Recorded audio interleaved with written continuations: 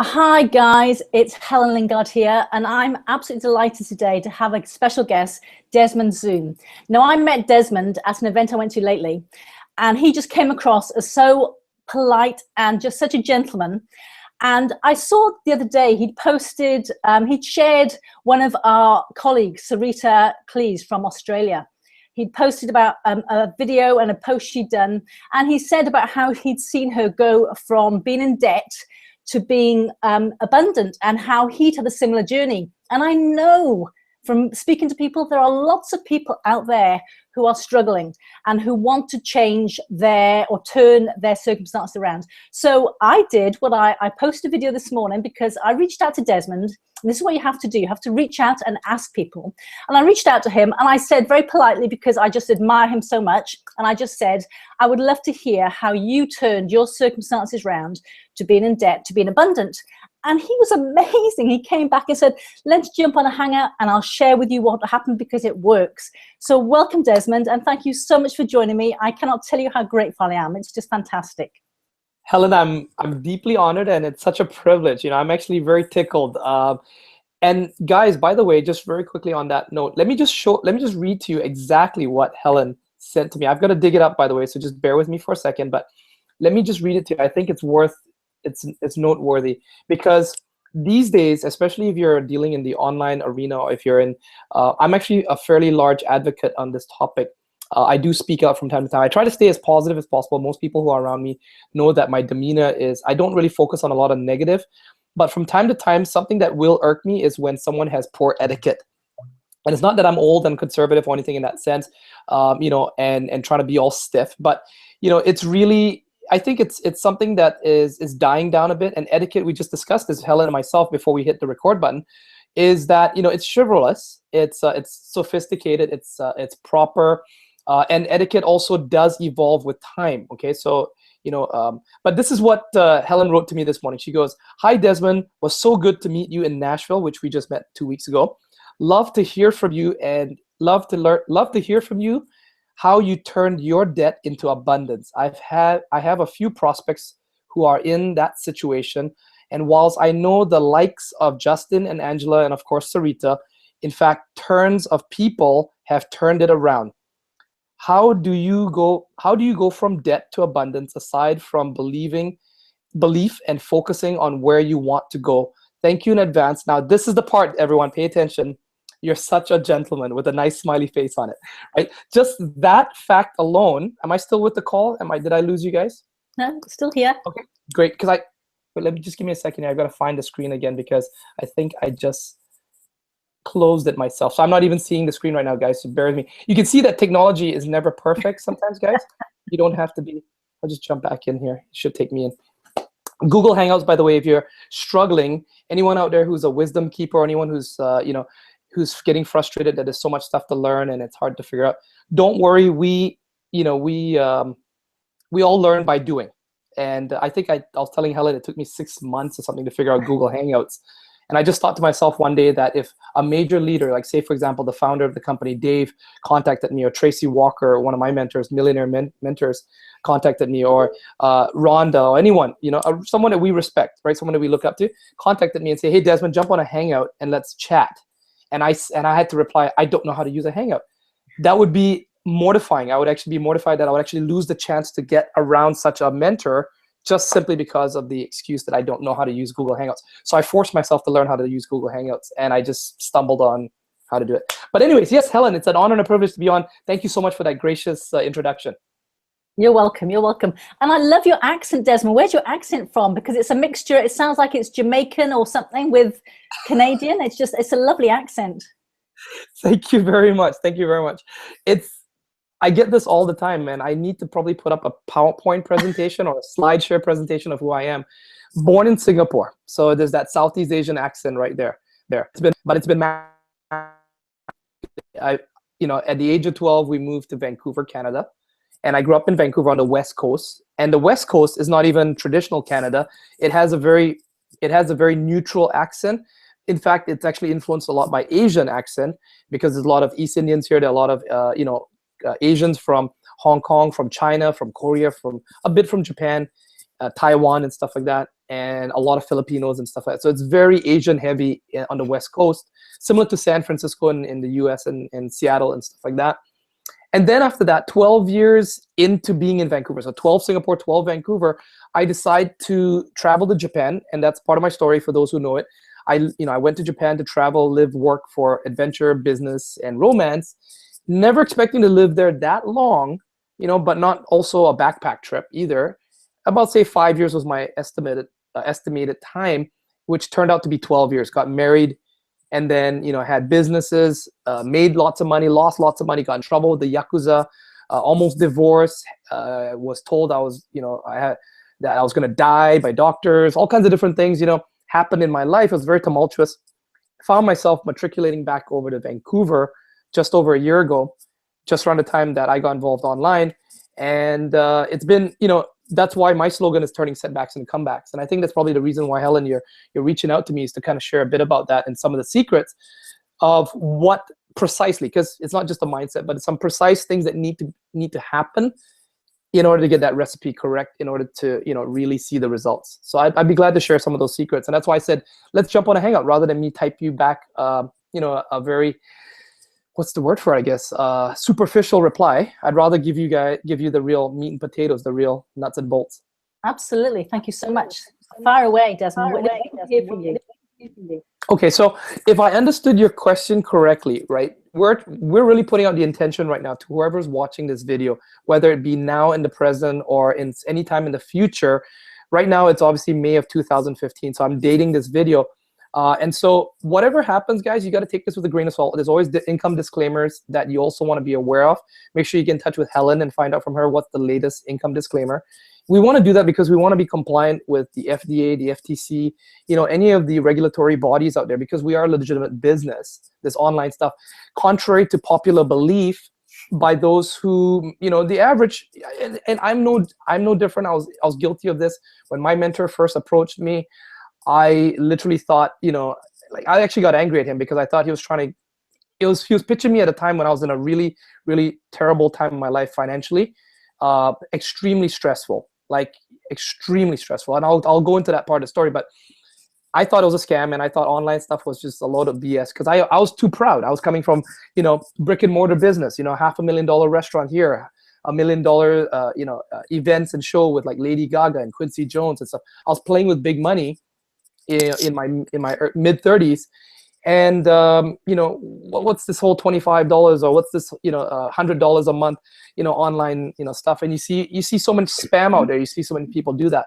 So just don't do that. If I were you, find out, really seek out proper mentors, find out really what works. Don't have this, and also don't be overly skeptical either, because it does work. Helen's proof of it. I'm proof of it. Sarita's proof of it. Sarita's a super good friend of mine. Let me just relate that quick story to you guys about Sarita and myself. 1 year ago, it's actually May right now, so exactly 1 year ago, I met Sarita at an event. It's an industry event that happens about 3-4 times a year, on average about 4 times a year, which if you were in any industry, $100 a month, online stuff, and you see so much spam out there. You see so what happened? I'm getting a lot of back feed right now. So just don't do that. If I were you, yeah. Give me a second, Helen. I think something got weird and wonky on Google Plus. Don't have this. I'm hearing myself literally. It's like a repeat. Yes, I'm hearing it too. It does work. Helen's proof of it. Do you have any of your videos open? How's that? Is that gone now? Okay, I think I had one. I had one of the other screens open, which if anyone was watching us from the public, the YouTube video, that's it. See, guys, you don't have to be perfect. So going back, this is what we call, when you're doing online marketing, it's called pattern interrupt. It's just to see if you guys are still awake and still with us, right? Anyways, so Sarita and myself, right? Who's this Sarita girl, right? I literally bumped into her at this event. And speaking about events, if you are in any industry, you don't have to be in the home-based business. You don't have to be in network marketing. You don't have to be in affiliate marketing. I mean, I'm talking like if you were in pharmaceuticals, if you were in regular sales, if you're a car salesman, if you were in computers, if you were in electronics, you would have to go to symposiums periodically throughout the year, right? You would have to go there because you want to find out what's the latest products. You want to find out what's the best practices. You want to network and do joint ventures and team up with top producers. Why? Because top producers like to associate with other top producers. You want to build those joint ventures, those alliances. I would never have met Helen had we not met at an event, right? And I believe I saw her once on a hangout, and I believe Dave Wood was actually questioning you, I believe, on that hangout. Yes. I think it was that was the first time I ever saw you, Helen. And I've never been able to find that. I've never seen it since, but yes. Right? That was my first time to ever see you. And he was grilling you, so I was very impressed how you handled yourself. And then when we met live, I'm like, there's the lady that was in the call, in person, in the flesh. So I was really glad to get to meet you. And the funny thing was, I saw Helen, as a fellow celebrity of sorts, and she saw me as a fellow celebrity of sorts because probably she had seen me on another hangout as well somewhere. So it's really crucial, guys, to get to any event, no matter what company or industry you're in. Get to events because that's really where a lot of stuff happens.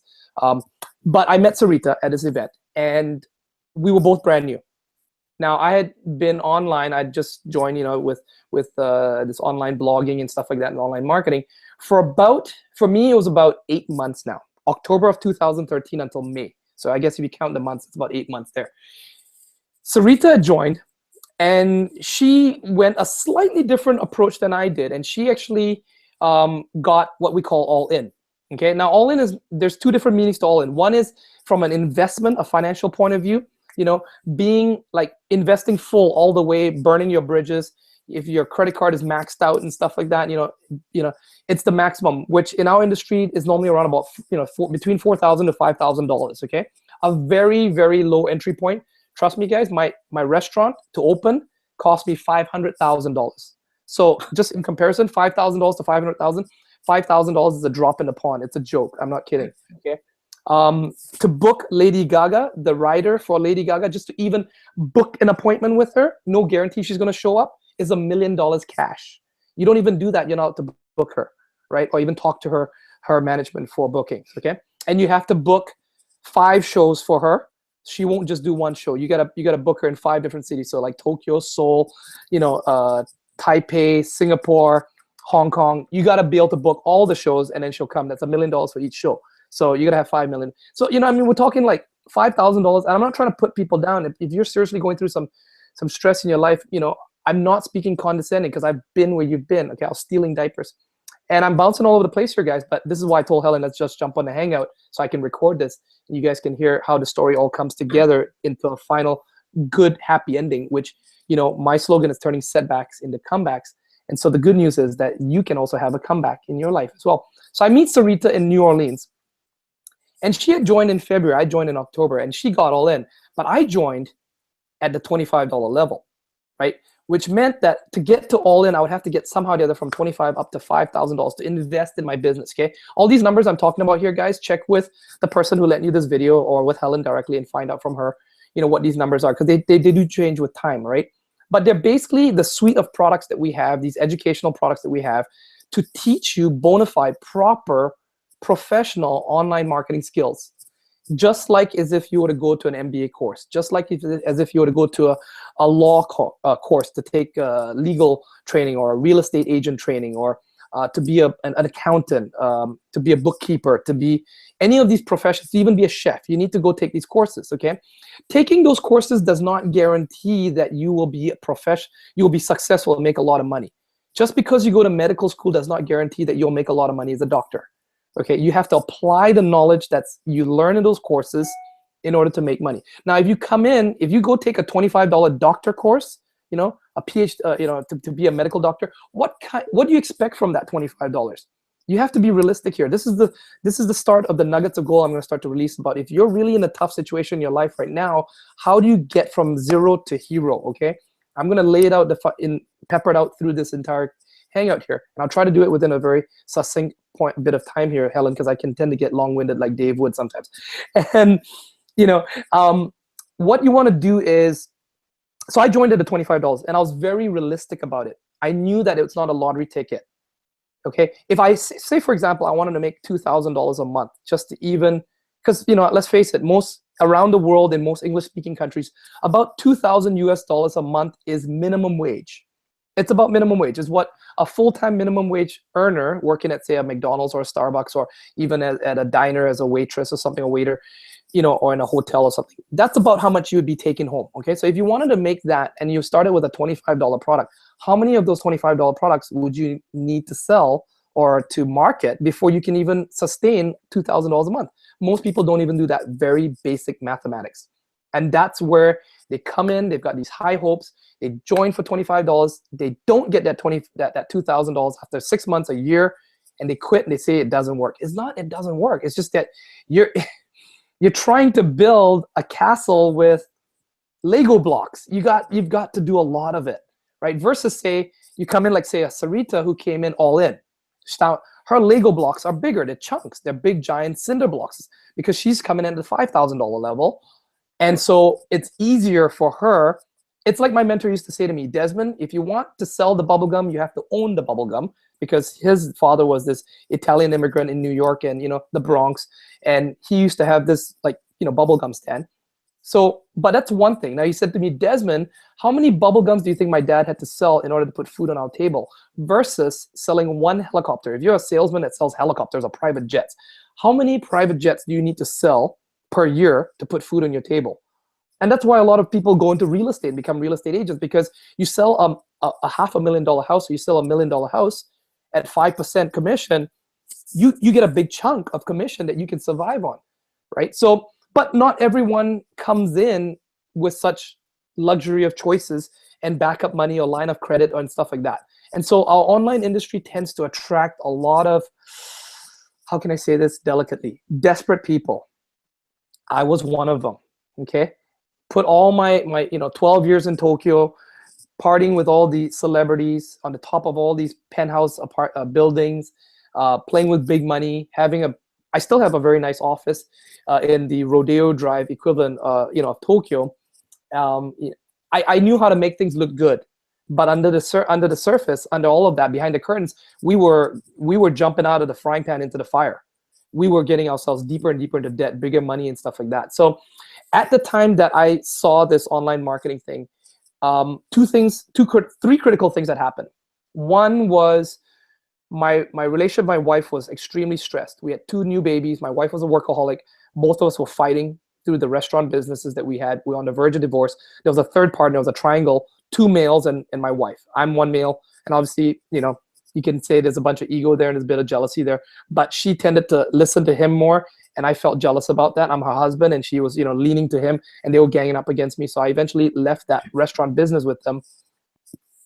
And for them, there's a lot of blaming going on for the mistakes that happened, the rushing into setting up the restaurant, not thinking properly about certain things, whatever. So there was that mess that was happening, and that was falling apart, and that was our cash flow for our family. The next major thing that happened was I was also part of this other organization, this other MLM as well, this other private members club as well, and that was falling apart. That, as great as that whole thing was, it had a poor legal foundation, and that's why I'm such a big proponent about being compliant. Okay, because as a business owner, I've worked at Goldman Sachs. Okay, I've worked in McKinsey, I've worked at Accenture, all these major famous corporate marketing consulting firms and financial firms and stuff. I worked in JP Morgan. I've worked as a consultant. I've worked at all the major Credit Suisse, Credit Agricole out of France and stuff like that, all these major places. So you deal with those kind of professionals, okay? And I saw what was professional and stuff, and I can see what's legal and what's not legal. So I liked what I saw in, Empower Network and the company that we are tied up with and stuff like that. I love the fact that we've got the best legal support and compliance team there. That, for anyone who's professional and you're listening to this, that is something not to take lightly. It's an extremely important thing. Until you've been in a company, you've invested a lot of your time and effort, and you've got teams, and you have that company get shut down, you have no idea how important that is, right? So just take my word for it. So around that time, right, like I mentioned, my wife, her family, that was major income coming into us. We were living pretty lavishly in a nice condominium, full-time babysitter paying about $3,000 a month for her salary. Living in a condominium where we had ambassadors and politicians and stuff like that living in there, and expats living in that condominium in downtown Tokyo. And then what happened was this other club that I was in that had its own sort of like semi-MLM structure got shut down by the FTC, okay? And because of that, I was a top leader in that. I was actually doing very well in that organization, and it got shut down. And I was like, whoa, so I was really not interested in joining anything else. Okay, does that sound familiar to any one of you guys? You've been in that, you've done that, you've been in that pyramid scheme, you've been in that thing, that binary, that whatever else and stuff like that, this comp plan, oh, we're launching in this country, best product, this miracle product, this miracle shake, this miracle juice, this energy drink that's all natural, whatever, okay? This new online thing, it's like this, but only better. Been there, done that. I've been around all these things as well, right? So that I was pretty jaded, let's just say, okay? I was in a pretty negative thing. Now probably there was one other factor. One other thing happened. I was making money and I was holding up the fort for my family with my wife. We were very bitter, we were fighting, we were competing. It was like two of us trying to wear the pants in the family and no one taking care of our kids. Two brand new babies. My second son was born.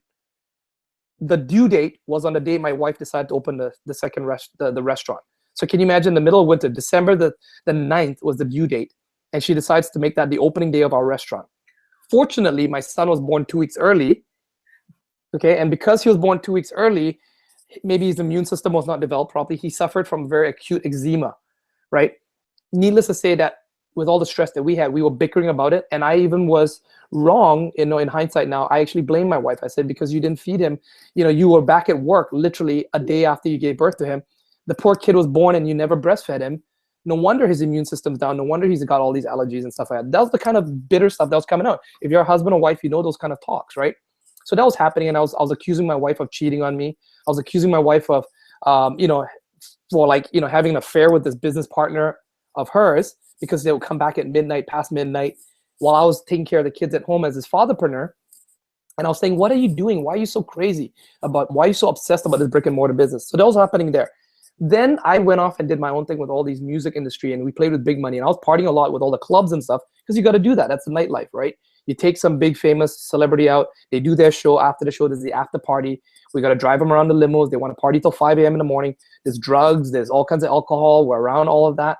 Then I come home at 5 a.m. in the morning. My wife comes home probably around about 3 a.m. in the morning. The babysitter's falling asleep on the couch. The babies are sleeping on our beds. That's our life that we were living. Wow. I made money, big chunks of money. And then what happened was, you also deal with some shady characters, okay? But they don't look shady. They're shady, their associations, but they're not shady.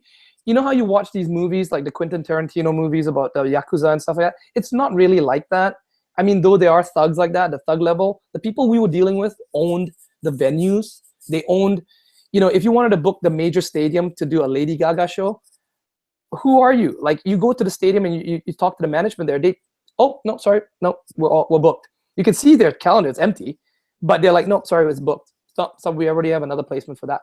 You can't get it. Then all of a sudden you find out that you go talk to this boss, this dude, this old man, right?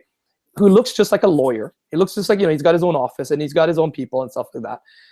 He's got staff around, looks very professional. And you talk to him and you sit down with him. And if you get to know him and he likes you, and of course, most of these guys can speak a little bit of English, believe it or not, because they've traveled around the world. They're very international. They spend very little time in Japan, most of them actually. They're actually traveling around the world most of the time. They're very wealthy individuals, and then you get to know him, and then you talk to him, and he says, okay, sure, you want to do the show? 10% is my cut, or 20% is my cut, whatever the percentage is. And so you make sure you get them the cash. And then all of a sudden, you get a phone call from the stadium saying, hey, we've got an opening for you. You can book a show. It doesn't matter if you're dealing with Live Nation. It doesn't matter if you're dealing with the biggest celebrity. They want a cut of it, right? So those are the kind of characters I dealt with. Now, what happened was I lost, say, for example, one show. It was a minor celebrity. It wasn't a very big one. I don't want to mention any names, but we did the show he was pretty popular. Okay, I'll just do the song here, okay? Shot, shot, shot, shot, shot, shot. You probably know who I'm talking about. I did a show for him and we made quite a bit of money, and I got paid cash. My commission for that show was cash. It was about $100,000. I paid off a bunch of debts, because you get paid a lot of money and you've been living for 3-6 months on your debt, credit cards and all that. You're even late on rent and stuff like that. So you just pay off a whole chunk of stuff, and what you're left with is about, say, $50,000 or whatever, okay? So I'm left with $50,000, and now I just really want to provide some stability for my family. So what I did was I talked to my business partner who was in my office with me, and I said, he was a trader from JP Morgan and stuff. He had left JP Morgan, and you could see him with all his screens, and he's got his whole trading floor area in his section of the office, and he looks very legit, and I see him doing a lot of trading. And I said, hey, what if I gave you some money? Can you put into some of your investments and turn over some regular cash flow. I'm not looking for some high risk. I'm looking for just regular cash flow, enough to be the equivalent of, say, a salary for me, so that I can kind of supplement. My wife's cash flow is lost now, so she was dealing with that right now. I was like, I just want to supplement that, about say $4,000, $5,000 a month. Can you do that from $50,000? That's about 10% return every month. Can you do that? He says yes. So I give him that 50,000, and he loses it in the stock market or as a Ponzi or whatever he did. He spent it, right? And I called it a Ponzi because he basically lost it, and he was trying to get other investors to invest in him to pay me out from the whole thing. Well, long story short, he lost the money. We now have no money for rent, for babysitter, for everything. And our monthly expenses was about $12,000 a month. That's our living expenses in Tokyo, $12,000 a month.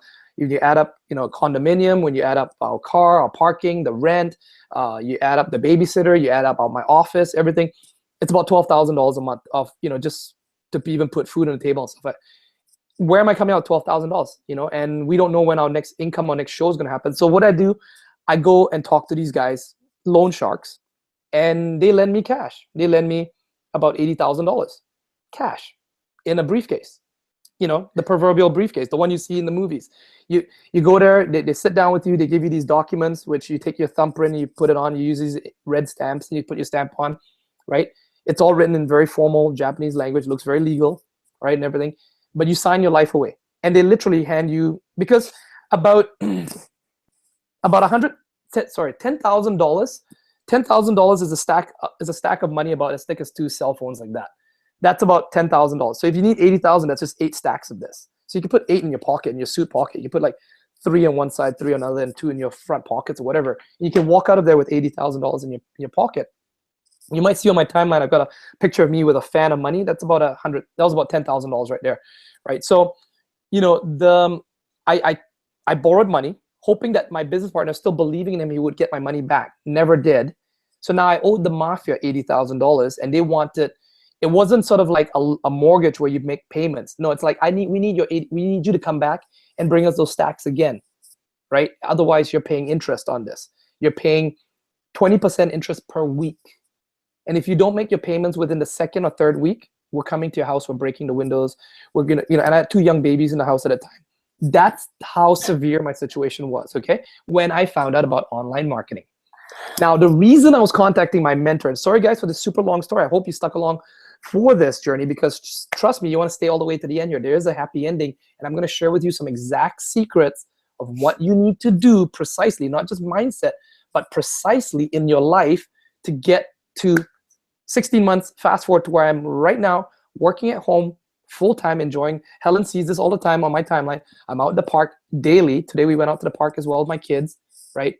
Every day, 7 days a week, I get to do that. I'm not a multi-millionaire, I'm not a millionaire, thing that, but I live a fairly comfortable life right now, and I'm going into full gear, full-time, helping other people online right now. Why? Because I didn't start like most people at 0. I started at minus, and I had to get to 0 first before I go forward now.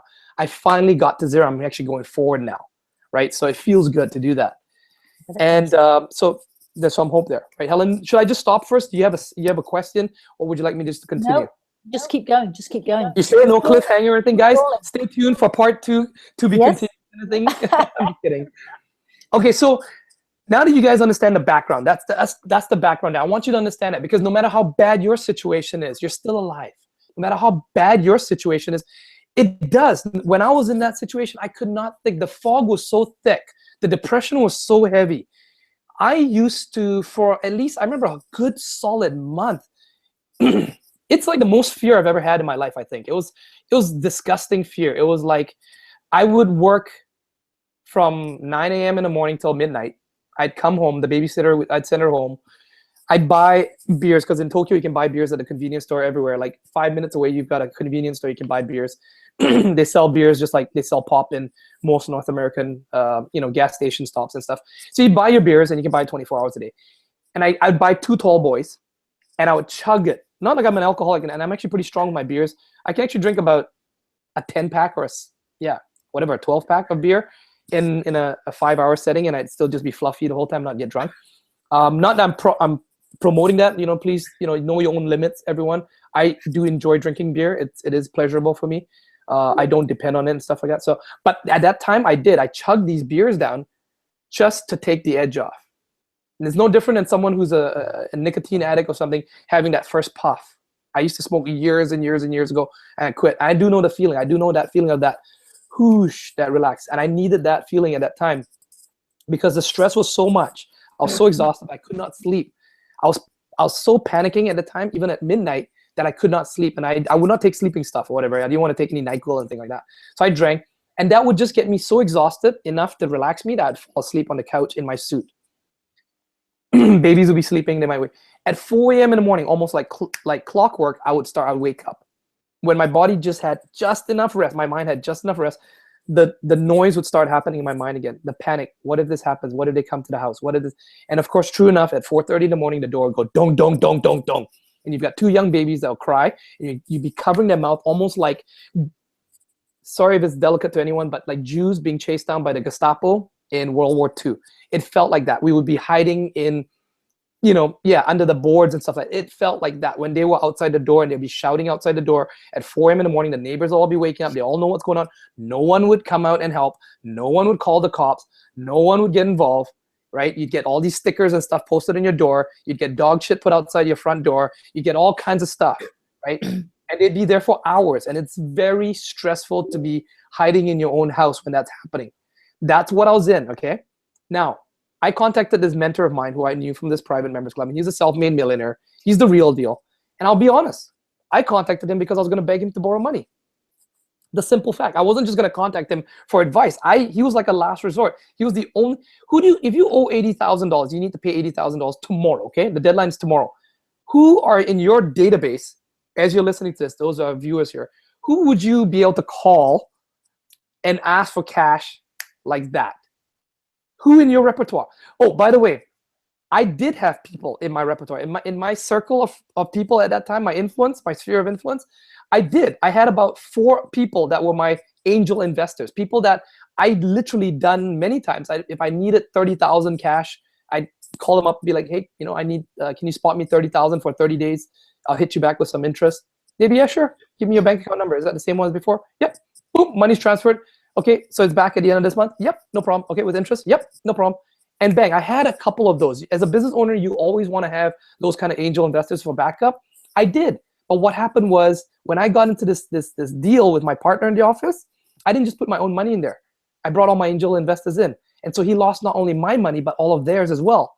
So they were hating me and I had no backups with them. So I had to go to the mafia, right? So I had no one else to call at that point. I was all out of options. I called my parents up, and coincidentally, in a very cruel way, whatever was happening, my parents also were involved in a scam that happened with the banks and stuff over here. Apparently, and they were also, all their money was tied up there. My dad's retirement money was tied up and stuff. So I couldn't even ask my own parents for money to borrow. So I was looking to my mentor to get out of debt. Okay, and really, guys, pay attention to the story because I really want to show you that your situation may not be as bad as mine, or maybe it is. I'm not trying to this is not a pissing contest. It's not try to see who's worse, okay? It's all about, let's acknowledge that we are in that situation, but we're gonna take full 100% responsibility. And there's only one way out. Otherwise you commit suicide. You gotta fix it. You gotta get out of it. You just gotta get out of it. And there is light at the end of the tunnel. So I contact Matthew, my sponsor. And I just could not bring myself to actually beg him for money. I knew from a previous experience that if you went to a mentor, or a millionaire, or someone that you knew and you treasured their relationship, their knowledge and that relationship is priceless to you, because you know that over a period of a lifetime, you would get so much nuggets of gold from them rather than money. And I knew that. I knew I should not ask him for money. So I beat around the bush.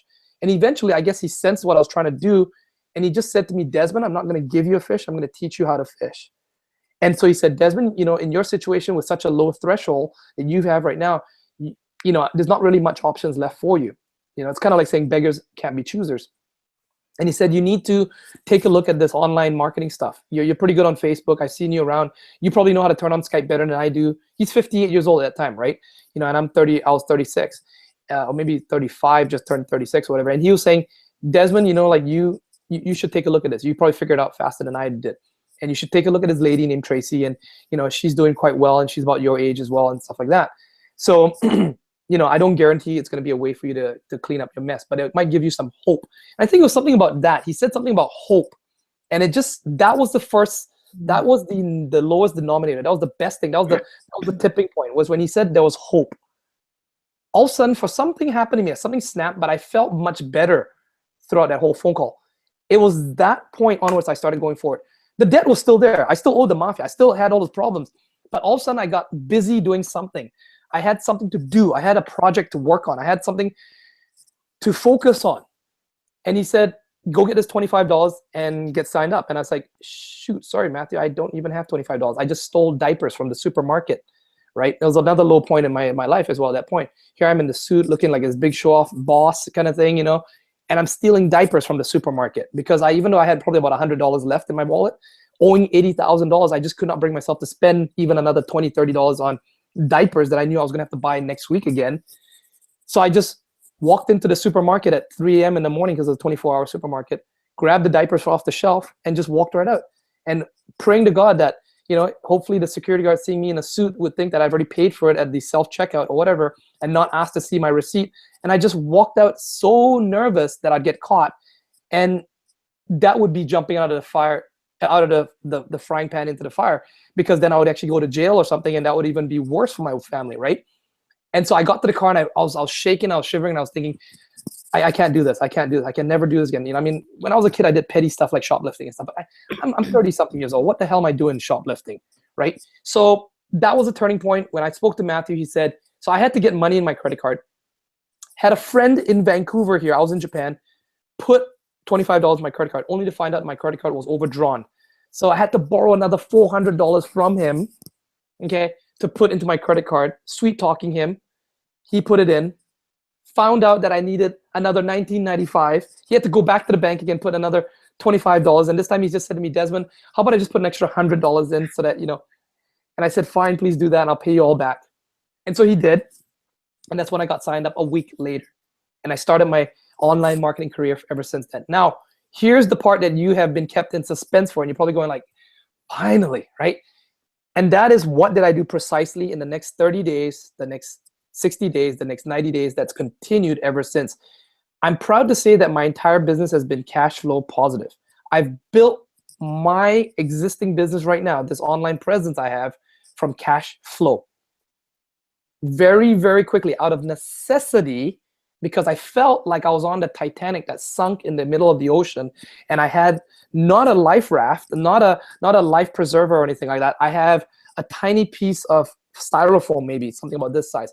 Can you imagine? I want you to visualize right now in the middle of the Pacific Ocean or the Atlantic Ocean, and the waves are crashing, and it's freezing water. You're about to get hypothermia, and all you've got, okay, the water is infinitely deep. This is not like a swimming pool. Have you ever tried to tread water in a swimming pool for more than an hour?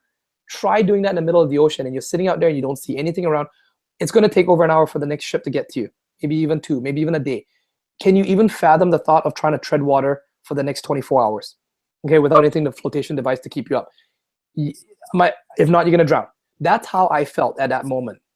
So out of necessity, I had to build my business. So what did I do? I very quickly analyzed. I didn't know anything about blogging. I didn't know any. In fact, the owners of the company at the time were running around in these singlets, these tank tops, and doing something called Blog Beast, whatever. And I had no idea what the hell they were talking about. I was dressed in a suit, my mentor was in suits. We see these crazy guys swearing and doing all these things, and I just thought it was goofy, right? But what I did realize, I analyzed very quickly that these people were good people, and I knew about my mentor, and he was a millionaire already. And there was this Tracy Walker lady, I had no idea who she was, but she was on the verge of becoming a millionaire as well. And I thought to myself, I'm like, okay, how can I frame this? So what I did was I had my warm market, and I posted out to my warm market, hey guys, how much would you spend to be around to get mentored by a millionaire or a very successful businessman and a mentor? How much would you spend? How much would you pay? For one lesson, one tutorial a month, one hour of his time or her time? How much would you spend? And I got all kinds of answers, $500, $200, $80, and stuff like that. And I said, what if I could tell you for a fraction of that cost, you could get around my mentor? Would you pay it? And they all said, yeah. So I said, great. I'm going to organize a hangout. Okay. And I didn't do these hangouts back then. Now, what I did was I physically got a bunch of people to come to my office right? Or if you have a home, it's going to be the proverbial, you know, MLM, kind of like the home-based business, come to a house meeting. It wasn't kind of like that, but I just, guys, come over, you know, I'll have some refreshments, some wine, some, you know, finger food and stuff like that, but come over. And what I did was I put my computer up and I set up with a projector and I turned on Skype, and I got my mentor, Matthew, to jump on it. He was a little bit more eloquent at speaking. And he basically said, look, we don't even know what we're doing, but this online stuff is really working and we should check it out. And if he, with all his business acumen, was saying, giving his thumbs up and his you know, seal of approval, then obviously it had to make sense, right? And so it was a numbers game. I invited about 20 people. 10 of them showed up, because half of the people are flaky. They'll tell you they're going to come and they never do, right? So 10 showed up, and of the 10 that showed up, 5 got signed up for $25. And back then we have also the pass ups, it was 2, 4, 6 and stuff. And so I had just enough people sign up, and we were getting 100% commissions at the time. So I just had enough people sign up that I got paid out. And I had to very quickly calculate when we were going to get paid out. 2 weeks later, okay, great, it showed up in my e-wallet now. Great, I've got just enough money to cover my basic $63.95. Why $63.95? $25, $19.95, and an extra $19 for my Aweber. Don't worry, ask Helen what Aweber is, okay? You don't need to know about that right now. So you add those up. I had to know my numbers. See, the biggest mistake I see with so many people coming into our business, our industry right now, and they come to me and they're like, Desmond, I've only got $47, right? And then I see them, they haven't done their mathematics. You're playing with such small numbers, and yet you dare to round up or round down. I've got people on my team, I'll say to them, how much is your monthly cost? What is your break even? You just joined, what's your break even? And they'll say to me, oh, it's something like $50. I'm like, no, don't tell me it's something like $50. Tell me it's $44.95. And tell me how you came up with that number. You're floating on the ocean with that tiny piece of styrofoam. You have no room for error. That's why you're broke, is because you've always rounded up or rounded down. You need to be precise now. This is life or death. You need to tell me it's $44.95. That's how serious this is. That's why I was successful, because I was very precise. I needed to take this tiny styrofoam and grab another piece of floating styrofoam and attach it to this, and grab another piece and attach it to this, and keep floating around the ocean and look for another piece of styrofoam, and slowly, very, very micro, build up from that. I'll give you another analogy. Think of yourself in the middle of a rainforest. Think of yourself in the Pacific Northwest. It rains a lot here, maybe in England somewhere, somewhere that it rains a lot, okay? Everything is soaking wet, and you crashed in an airplane and you need to start a fire now. Everything's soaking wet. You have one match. Not even, it's broken at the top. It's like half a match. The phosphorus part on it is broken off. And it's soaked, and that's the only thing that's dry. You need to soak. Have you ever seen the movie Castaway with Tom Hanks? Yeah. Think of that scene where he's trying to get the fire things going. He's trying to go in, he's doing it the whole day. It's that. If you're in that broke situation, you're that right now. You need to get your fire started with nothing. You need to be so meticulous on everything. Okay, so you need to know your numbers. That's what I did. I knew my numbers. I knew when I was going to get paid within the first 30 days. I got paid my e-wallet only to find out that, oh, I'm in Japan, so it's going to take like 6 business days or 5 business days to transfer the money. So first of all, I had to set up my e-wallet to get approved, and they paid us on like a Friday, right? And so because I got paid on a Friday in Japan, even though it's Thursday over here, I sent in my documents to get verified. I didn't get verified till Monday, plus another 5 business days after for the money to arrive. So that was another whole week, right? I got my money, then I now have to go put in a credit card so that I could pay for my second month's worth of business. Does that make sense, guys? I think I don't even need to tell you the rest of the story. That's what I did, and then I snowballed from there. Every month after, you're gonna have to deal with the dirty word sales. And it's not sales. I don't sell, I market. I honestly do. And some people, this is a controversial topic, but it really is. It's like, it's about value. Like I said, I didn't know anything about blogging. I didn't sell the system. I didn't sell the company, anything. I basically just found something of value that I appreciated, and I just talked about that. Okay, it's all about perspective here, right? People do this all the time. I don't even know why people focus on $25, and all of a sudden, it takes them it's almost like a life or death situation. They can't even make a decision on $25. Guys, $25 is like, how many Starbucks is that? How many cappuccinos, frappuccinos is that? That's like 1 week's worth of frappuccinos at $5. I drink chai lattes, right? Venti chai lattes. I love those things. $5 each time, $5.50. Can you imagine? So that's like $25 is that. That's 1 week's worth of Starbucks.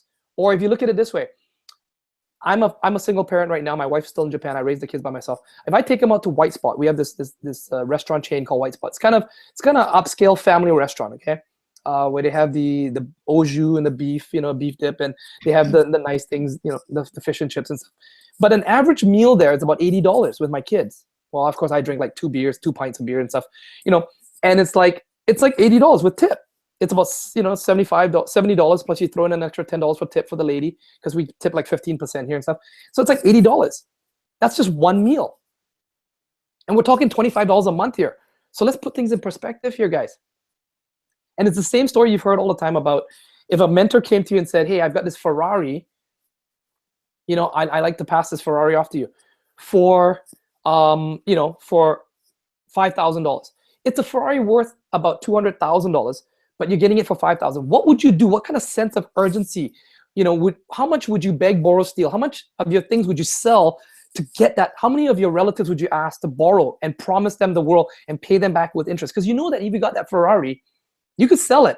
Even if you sold it for half the book value at $100,000, you could easily pay your relative back, not just $5,000 that they lent you, but you could almost double it. You could say, I will not just pay you back $5,000, I'll double it. I'll pay you back $10,000. You see, one of them, this other mentor of mine, who's nothing to do with online marketing here in where we at, but he told me this. He's like, Desmond, you don't need money. You need a different strategy. And he gave a really, really good example, which is similar to what I just said there. Once you start putting things in perspective, guys, that $25, that $100, whatever it is, your initial startup capital becomes easy. Now, Helen, I hope, have I answered kind of the question here? I snowballed my business. Now, here's my last disclaimer before I kind of just shut up for a bit and open back to Helen there for some questions is, be realistic, okay? Like the way I did, guys, took me 8 months. That's why I told you that story of Sarita. Go back to the beginning of this thing, why I told you this. Because Sarita joined and she was all in, okay? And by the time we got to our event in May, she had already been all in. She already had a bit of momentum going. The people that were joining her, the team members that were joining her, were joining at the all-in level. So she wasn't playing with $25 joke bubble gum. She was playing with the helicopters already, okay? And watch what's happened. Over a year, both of us have grown. Both of us have been successful. But she's gone like this. She's literally like the gap between us. We were running side by side in a sense. And she just went boom. It's like someone just turned on the NOS. The turbo kicked in and she just went, right? Her numbers just exploded. And that's the beautiful thing about the system that we're part of right now. When the numbers kick in, they kick in big time. You just have to have the depth of vision. You have to have the tenacity. You have to have the resilience, the strength of character. If you're at the $25 level, if you're at the begging, borrow level, the beggars level, you can't it's taken me over a year, guys. Do you have the fortitude? Do you have the strength of character to stay focused for a whole year, to work a full-time job? You might not qualify right now. If you don't have the money, sorry, you just don't qualify, okay? If you want to get to Harvard, but you can't pay for Harvard, sorry, you just don't qualify. It doesn't mean you can't get into Harvard, just right now you don't qualify. You might need to go get 2 jobs and get that stable cash flow coming in, but don't steal from yourself. Build a business based on cash flow. Make that $25 model, that micro model work, and then scale up. If you can't even make $25 work, don't even think about, don't even entertain $4,000 or $500. Focus on making $25 work. I mean, I'm speaking to those people who, honestly, you have no other options, okay? Like I was. And you know what? Beggars can't be choosers, okay? I'm sorry to tell you that. You just have to sacrifice time. Why? Because you don't have money. What other commodity do you have that you can offer? Your energy, your sleep, and time. That's it. So what did I do for the next 8 months, in the business that we were doing? I snowballed every month. It's like a marathon. It was tiring. It was exhausting. No one saw this. This is like the hidden stuff you don't see. But I didn't go out. I gave up drinking beer. I didn't buy new clothing. I didn't do anything. 100% of my profits, of my commissions, every single commission check, I put it back into the business. And then I slowly saved up and I bought the next product up. And once I bought the next product, I sold that product and I saved up more and I bought another one and I bought another one and I bought another one. So by the time I met Sarita, she was already all in. I wasn't. I was just on the tipping point. Fortunately for us, the company that we're in changed a bit and allowed us to have this bundle where you could get, and I started getting a bunch of, I got all in at that point. I just had just enough money just to get over. and I got a couple of all-in sales, and all of a sudden, boom, boom, boom, I started blowing up. But by that time, Sarita's momentum had already picked up. And so we've both done very well. She's been there to help out. If you do know Sarita, contact, Sarita through Helen. And really, that's the story. It's been like that. So that's the story of success there, number one. Now, let's get a little bit specific. And then, Helen, you have the mic. Okay, guys, you really need to do, let me just summarize what I said, okay? It's the mindset, the tenacity. If you're a beggar, at that level, you need to get a job. You need to get a job. Don't try to do this freelance. You need to get a job. You need to submit your pride. Go get a job that doesn't drain your energy.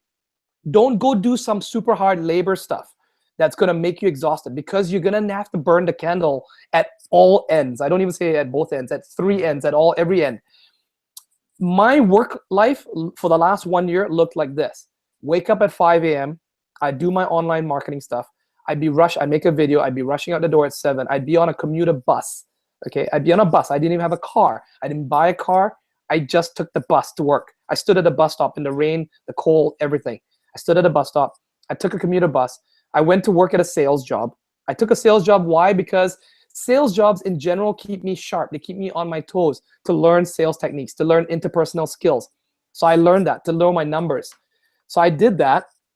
And then what happened was, throughout that period, I made sure to work so that I could always get off in the evening, so I could be on all the events, all the online events, the Empower Hour, the Tactical Tuesdays, the All Access Thursdays, right? I did that. I made sure I always participated. And then I would I'm a single parent, feed my kids dinner at 8 o'clock at night, put them to sleep, get insulted by my own parents for being a delinquent parent, or a parent who's, what kind of a loser parent are you? I took all kinds of insults from my parents. I love them, God bless them and everything, and stuff like that. But, they're stressed out as well from me being, having to depend on them and stuff to help me out to take care of my kids while I worked. And then I would spend about an hour with my kids and fall asleep on the couch around about 10 p.m. at night with them, watching a Disney movie or something, carry them to bed. And then from 11 p.m. at night, I'd work until 2 a.m. in the morning, online, watching videos, training, writing my blogs, posting up on social media, watching a bazillion YouTube videos on how to do things, because no one taught me, right? And watching a bazillion, listening to a bazillion Inner Circle audios. Keynote there again, that's another nugget of gold, the mindset. Fall asleep listening to Inner Circle stuff or whatever. And, I'd fall asleep and I'd sleep only about 4 hours and I'd be up by 5 o'clock again, 5, 6 o'clock. Cut my video again. That routine went on my days off, the 2 days off that I had off. I'd work 12 hours. Right? I'd work 12 hours online all day long till my legs got numb, till I got, economy class syndrome from sitting on my computer all day long. My kids would be begging me to take them to the park, and I'd take them to the park for 1-2 hours, but I'd be on the phone the whole time trying to text and do stuff. So that was the lifestyle I was in. Now, I don't want to give the wrong image. I don't want people to get scared away by this online industry. I had to do that because I was in such a deficit. I needed to first of all clean up that deficit before I could even bring myself to zero to start going forward right now. You can hear my son in the background. He's coming to the room. But now that we do, though, now that I've paid that price, summer's coming up. I'm now working full-time free at home. I only work 2-3 hours a day now, right? Because I paid the price. I now qualify as a business owner. I'm back on my feet again, guys. So that's the story there, Helen. I'm so sorry. It's been about an hour. I've rambled on there. I hope you found value. And I honestly, genuinely hope that you can do it as well. Let me leave you with one last thing here. And that is this. Okay, my mentor used to say this to me. You were born to win. You were designed for accomplishment. You were engineered for success. And you were endowed with the seeds of greatness. I believe in you. You can do it. That's a famous line from Zig Ziglar as well, too. So, spun in different ways and stuff like that. But yeah, there you go. Thank you so much, Desmond. That was just fantastic. Just one question. That was an amazing story. Just one question. How did you get your mindset? Because with your mindset, being in that sort of debt, how? Because very often, when we're in a place of debt, we find it hard to get in place, to attract what we. How did you turn it around that way? Was that just from your circles, etc., etc.? Possibly. By the age of 18, 19. Well, I'm hearing a lot of feedback. Hold on. Where's that? That's weird. Let me just turn this off. It'll disappear in a second, I think. I just keep getting this feedback. But anyway, I'll try my best to. What it could have been, because in my late 20s, I read a lot of books. I was around a couple of mentors. I was even in Amway, the same thing that Dave Wood was in and stuff. And a lot of those mentors recommended a lot of books. Even when I moved to Japan, I brought my books with me. So those things have always been there. and those were in the background. I must say that was part of it. But I think I'm really speaking to those who are parents. And you know this phrase as well, Helen. Your why ought to make you cry. I think Kevin Canet said that once, but he may not have been the original person who said that, but I loved it. Your why ought to make you cry.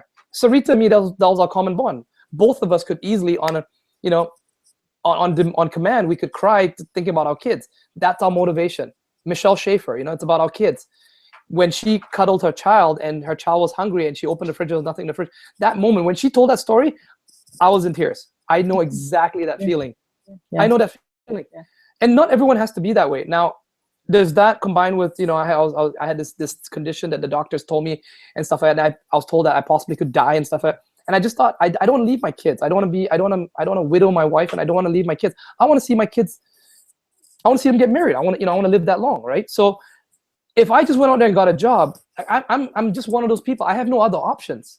I don't have the luxury of just going to get a job till 65, because I may not live till 65 if the doctors are correct. But I choose to think that they're not correct, and I'm actually proving them wrong. So, absolutely, watch me live to 100, right? And I'm just going to tell you, doctors, like, yeah, see, I told you so. Whatever you guys came up with is BS, right? You proved you wrong. But that's what forced me to push forward, I guess. Does that answer the question? My why was so big. Yeah, I had to really come clear. I had no other choice. I have people depending on me. I have 2 young babies depending on me. I just have to. I've got 2 lives that depend on me. I can't be a loser. They're watching me. I don't want them to grow up and see a loser husband, a loser father, right? This is it. It's I just have to make it happen. So I think that's it. But so what happens for people who don't have children? You're gonna have to find your why. You're gonna have to dig down and dig for something deeper. Maybe that's why sometimes in business, people who are married, have kids or whatever, tend to do better. Maybe we're a little bit more stable. We tend not to bounce around so much because we really have less choices. We're not chasing the big monies anymore. We're looking for more stability. We're thinking in the second generation.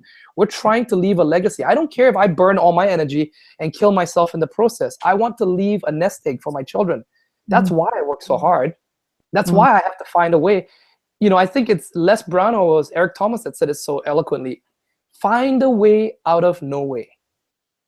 There's an audio. I've got a motivational video that's on my YouTube, and it's in there. And every time I hear that, I cry. I'm like, yeah, it's so true. Find a way out of no way. I was in no way. I was in no way for the longest time. It's like at every corner I would turn to, there's no way out of this. There's no way out of this. There's no way. But then there's no way. I would not accept suicide either. I would never do that to my family. I would never ever. I would hate myself if I did that. I'd kill myself if I did that. It's funny, oxymoron, right? I'd kill myself if I did that. But that's what it was. It's like, it was so depressing. It was so insurmountable. The amount of debt that we had in the situation we're in, it was terrifying.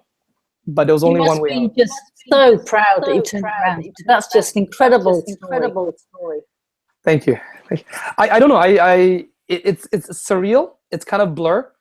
I just had a best friend whose brother died of cancer, passed away of cancer at the age of 23, and I can only imagine what the amount of stuff that he's going through. But he handled it so well. So from the outside, I compliment him. But he just seemed. I think he's almost kind of like, it's just surreal.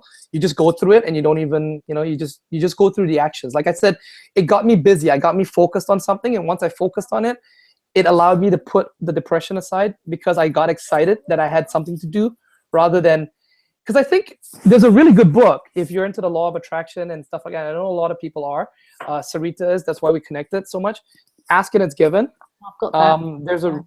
It's brilliant. And there's a chapter here, chapter 14, I believe it is, right? No, chapter 22. That's right. And it's ironic. It's chapter 22 too. 11, 22, 33, great numbers. But it talks about, for those of you who are esoteric and understand. Emotional scale. The emotional scale, right? So what is the absolute lowest one? Number 22 is fear, grief, depression, despair, powerlessness. That's what I was feeling. So what you want to do is, a lot of people misunderstand this, and they try to get to bliss. They try to get to joy. They try to get to passion. And it's not going to happen. You got to slowly, incrementally move up the scale. And one of the things that I took solace in, I took joy in, or that gave me hope, was I saw number 17 on the scale, and that was anger. And I started getting angry. So first of all, I took responsibility, though. I took 100% responsibility. I didn't blame my wife. I didn't blame the government. I didn't blame the yakuza. I didn't blame my partner anymore. I didn't blame anyone. I blamed myself. It was all 100% me. The moment you take that, and you really have to go get introspective, go for a walk, go sit down, go drink a beer or whatever, and then just sit down by park and just look out over the ocean or whatever, and just think, I'm responsible. It's no matter what, don't blame anyone. 1000% it's my fault. The moment you do, trust me, it's like an epiphany goes off, the light goes off. All of a sudden, it's like you forgive yourself because you blame yourself. It's like, it's all me. I take full responsibility. Instantly at that moment, something shifts in your mind and you suddenly forgive yourself as well. Okay? Because now that's the lowest you can go. When you take full responsibility, that is the absolute lowest. You can't go any lower than that. You've already hit lowest, rock bottom. All you can do is start going up. And so from that point, you start to, you could start, all of a sudden now it's like, okay, well, now that I've acknowledged that, now what do I need to do to fix it? You get into fix mode. You start to move forward. You start to take that first step forward. How do you complete a marathon? From that very first step forward. And so I started getting angry. I got angry. Hey, baby, what's up? Park, okay, give me, it's getting late here. I'm almost finished my call. Yeah. Give me a second. Come say hi to everyone, guys. Go, Desmond. Thank you so much for sharing. There you go. Come here, say hi. That's Eli right there. All right, that's my why. That's my why right there, guys. Thank you, Helen. I love you very much. Desmond. Thank you for your time. You rock. Take care. Have a great one. Bye-bye. Bye-bye.